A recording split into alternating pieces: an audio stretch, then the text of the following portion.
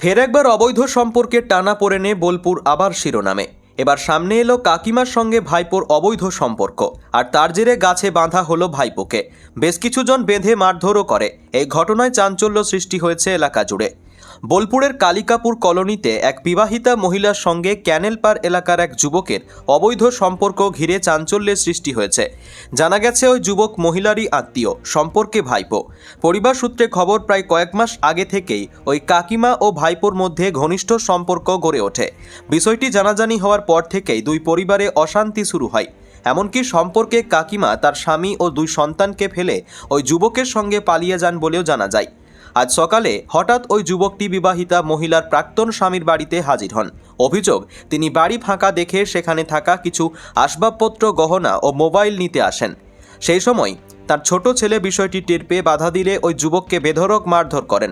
পরে বড় ছেলেও প্রতিবাদ করতে গেলে তাকেও মারধর করা হয় বলে অভিযোগ উঠেছে। ঘটনা হয়েছে যে আমার মায়ের সাথে অবৈধ সম্পর্ক ছিল এই ছেলেটি, ঠিক আছে। এই ছেলেটি মিনিমাম এর সাথে আমার মায়ের সম্পর্ক আগেও ছিল, আমরা ঠিক বুঝতে পারিনি গো। দিয়ে তারপর আমার মায়ের সাথে বাবার একবার ঝামেলা হওয়ার পর আমার মা বেরিয়ে যায় বাড়ির থেকে, নিয়ে অন্য একটা ভাড়া বাড়িতে শিফট হয়ে যায়।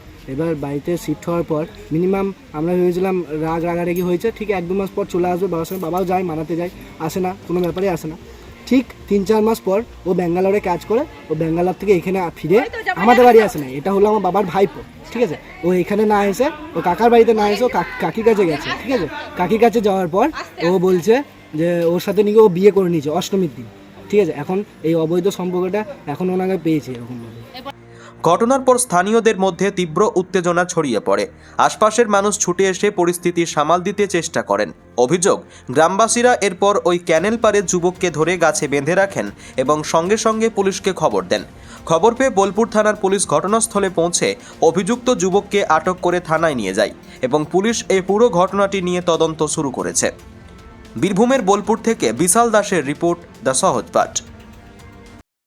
দ্য সহজ পাঠ, সহজ কথা, সঠিক তথ্য।